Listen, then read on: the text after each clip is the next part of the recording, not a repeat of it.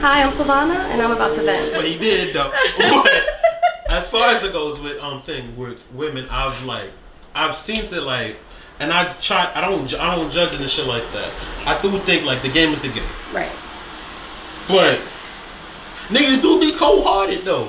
Yeah. Like, you understand, like good decent niggas. Yeah. Be cold-hearted off of that. So it's like, are niggas really in shit, or is it just people? That's the question I've always had. I always feel like, I would say it's people. I would say maybe it's one. This might be biased, but maybe one gender was brought up to do it more and okayed. It was okayed more when men lived a certain life. So you kind of, it's hard to say like we ain't, you know, because you've been given the platform and the ability and the privilege to do so. You know, like women get shitted on for not so much today, but you know, financial security when you're a gold digger, you know, little weird shit like that. Whereas like when men do it, it looks different, it feels different, you know, because of the inequality of it all. Gotcha. Yeah. So is there anything inherently wrong with black men? Because I mean, that's the narrative. That's the narrative that we have going on at this point. I mean, it would. In order to be honest, we would have to say yes. Because there's no way you come out of the trauma that black folks have gone through unscathed. So yeah, we would have to say yes, there's a problem with black men. Families have been broken up. You've been imprisoned. You've been demeaned. You've been told to be hypersexual. You've been used for your sexuality. You've been told that that's the only way that you're of value. You've been told you're only of value with money. You've been told womanizing is attractive. So yeah. So we got shit. we got shit to do. Yeah. Okay, so that explains it. That explains a lot. But as a black woman, yeah, is that your experience? Like niggas ain't shit. I've had good and bad experiences with black men. Okay. I did. I'm not gonna lie. I mean, there's no way to lean into either way.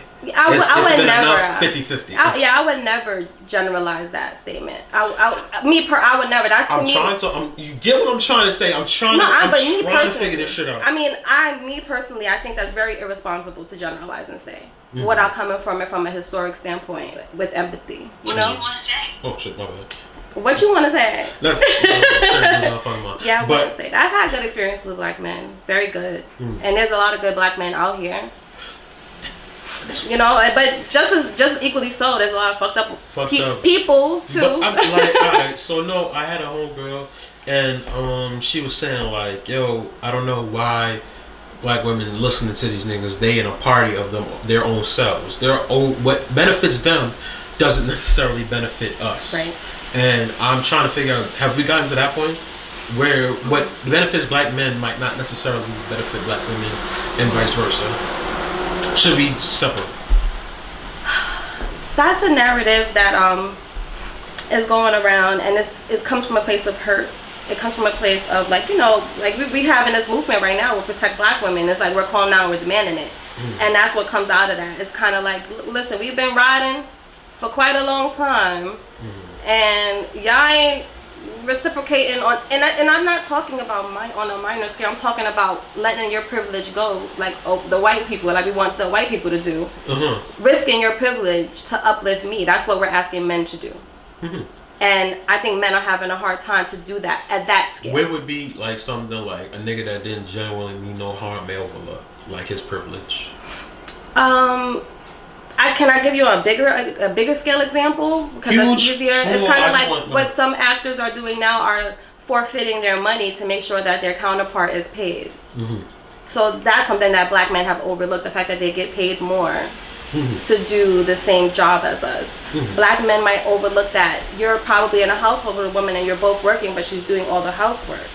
You're overlooking your privilege, and then you're expecting her to be like a sex goddess on top of it all. And then you respectful. Then you go and cheat because you feel like she's not. Wow. But mind you, that's your privilege. You feel me? At this point, yes. So we're asking black men not to engage in those behaviors anymore. We're asking black men, when you see a guy on the street catcalling and getting disrespectful, to step in. we're asking black men to not gaslight when you hear 50 Cent, you know, no shade, say comments about, I don't want a regular, degular, schmegular. You know, we want black men to be like, that kind of cringe. Not yeah, like we want black men to come on platform. Give me all the regulars. I love me a regular girl, like Ella said, sitting at the bus stop, smoking on a lollipop. You know, you see, that's the hookah. It's going. She said smoking on a lollipop. Okay, right, sucking on a lollipop. That. No, that's a fact. That's what we want black men to do instead of defending shit. Damn, that's. If that makes sense. Why that sound so solid? That's the most solid one I've ever heard. Because, you know, most of the time it's, oh yeah, I know y'all that shit. It's just a bunch of yelling and that's like, leave me the fuck alone at this point. Well, that was beautiful examples of just like expressing like black love. And I just want to let you know, you just made me feel better about myself. It's been a couple of times I almost got jumped trying to defend a black girl. You know what? The worst shit about it is when you get a nigga up off her ass. When you like 50-50, I'm gonna beat this nigga ass or not, right? I got the nigga up off your ass, so it's like, yo, relax. And it's like, no, I'm just saying, though. He fall back, and then she start talking shit again. Then she turn and I'm like, then she turn you like, know what? Now you fight the nigga. You fight him. No, you gotta turn the honey like, all right, listen now. I tried. If I break this shit up and you get, it's your fight after this. Transparency, it's your honesty. Right, it's your fight after this, and then she'd probably be like, all right, never mind, let's go. Like, yeah, that's a fact. Okay, we got you. All right, then. This is the Conversational Lush. I just vented. Be sure to like, comment, and subscribe.